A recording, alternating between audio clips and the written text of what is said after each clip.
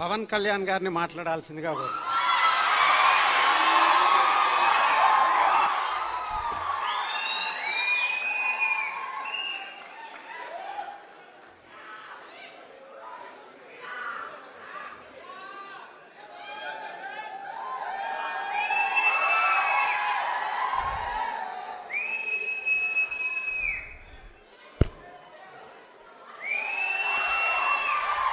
సభాధ్యక్షులు శ్రీ ఆర్వి రామారావు గారికి, ఈ పుస్తక రచయిత సీనియర్ పాత్రికేయులు శ్రీ ఆలపాటి సురేష్ కుమార్ గారికి, సిపిఐ నాయకులు శ్రీ రామకృష్ణ గారికి, పోతుల బాలకోట గారికి, శివారెడ్డి గారికి, ముప్పాళ్ళ సుబ్బారావు గారికి, వేదిక పైనున్న పెద్దలందరికీ,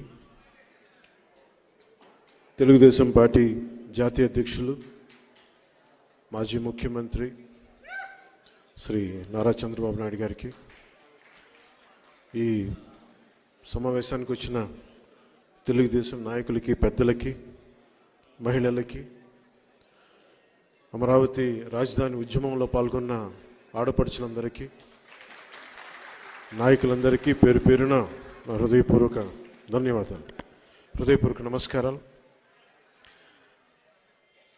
కొద్ది కాలం క్రితం విధ్వంసం రచయిత శ్రీ ఆలపాటి సురేష్ కుమార్ గారు ఈ పుస్తకం నాకు పంపినప్పుడు కొంత మొత్తం చదవలేదు, కానీ ఒక 40 నుంచి 50 పేజీలు చదవడం జరిగింది. ఇందాక ఆయన చెప్తున్నట్టుగా ఒక రచయిత ఏ ప్రయోజనాలను ఆశించి రాశారు, ఎవరి పక్షాన్ని నిలబడి రాశారు అని నాకు ఆయన ఇప్పుడు చెప్తుంటే నాకు అర్థమైంది, కానీ చదువుతుంటే నాకు ఒకటే అనిపించింది, ప్రజల పక్షాన్ని వహించి రాశారు ఈ పుస్తకం. చదివిన మొట్టమొదటి పేజీలోనే నాకు అర్థమైంది, ఈయన ఎవరి పక్షం తీసుకోలేదు. ఒక సాక్షిభూతంగా జరిగిన సందర్భాన్ని జరిగినట్టు ఎలాంటి భావోద్వేగాలకి లోను కాకుండా, ఎలాంటి పక్షపాతాలకి లోను కాకుండా, ఒక నిజమైన జర్నలిస్ట్ రిపోర్ట్ చేస్తే ఎలా ఉంటుందో ఈ విధ్వంసం పుస్తకం ఆలపాటి సురేష్ కుమార్ గారు అంత గొప్పగా రాశారు.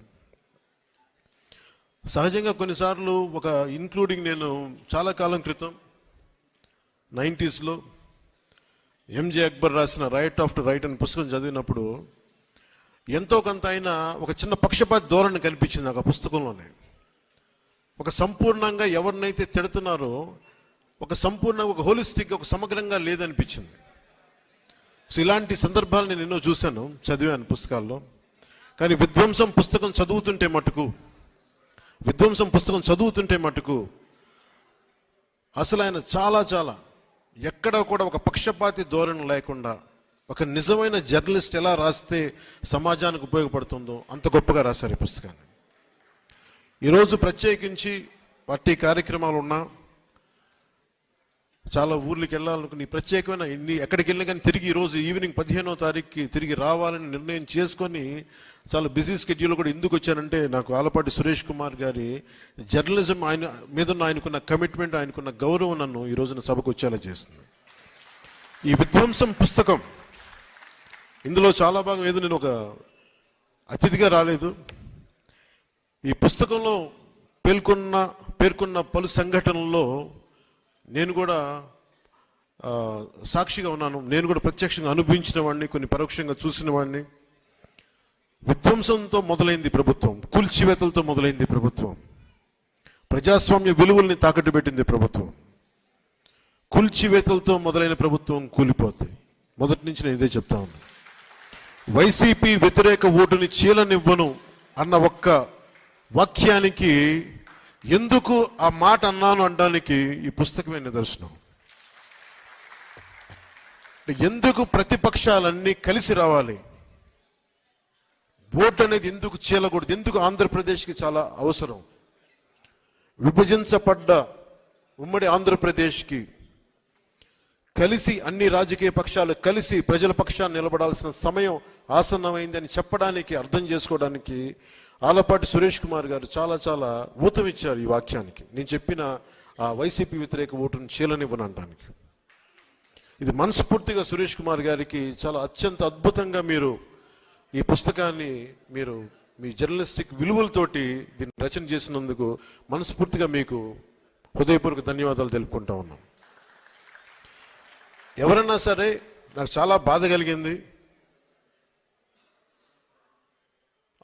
ఎలక్షన్లు అయిన వెంటనే ముందు కూల్చివేతలతో మొదలైతే అమరావతి రైతాంగం మీద, రైతుల మీద దాడి జరిగినప్పుడు నాకు ఒక్కొక్కళ్ళు మా జనసేన పార్టీ ఆఫీస్కి వచ్చి వాళ్ళ దెబ్బలు చూపిస్తూ ఉంటే గుండె కరిగిపోయింది, గుండె చెదిరిపోయింది ఆ బాధకి. ఆడపడుచుల మీద ఎన్ని రకాలుగా అగాయిత్యాలు చేసి పోలీసులు హై హ్యాండెడ్ బిహేవియర్ చాలా చాలా బాధ కలిగించింది. ఈరోజు మన ఎన్నికలు వచ్చేసి మనం ధైర్యంగా ఉన్నాం, కానీ మీరు ఊహించుకోండి 2019 నుంచి ఈ రోజు దాకా ఒక సుదీర్ఘమైన కాలం. అది అసలు కాలం తెములుద్దా అనిపించేది. వీరి దాష్టీకానికి అసలు మనం తట్టుకోగలమా అనిపించేది.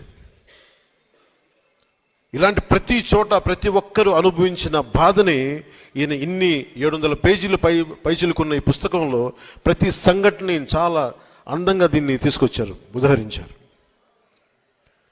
ఈ పుస్తకం భారతదేశానికే, ముఖ్యంగా ప్రతి పాలకులకు కూడా ఒక హెచ్చరిక లాంటిది. భవిష్యత్తులో మనం ఎలా ఉండకూడదని చెప్పడమే ఈ పుస్తకం తెలియజేస్తూ ఉంది. ఒక నిజమైన జర్నలిస్ట్, ప్రజాక్షేమాన్ని, ప్రజాస్వామ్యాన్ని ఆకాంక్షించే జర్నలిస్ట్ రాస్తే అది ఎంత బలంగా ఉంటుందో ఈ పుస్తకం చాలా అద్భుతంగా తెలియజేస్తుంది. ఇలాంటి పుస్తకం ఆలపాటి సురేష్ కుమార్ గారికి కూడా ఇది భవిష్యత్తులో దీన్ని ఒక టచ్ స్టోన్, ఒక గీట్రాయిలా తీసుకుంటారు. ప్రతి జనసేన అయితే ఖచ్చితంగా తీసుకుంటుంది. జనసేన తరపున మాటిస్తా ఉన్నాను.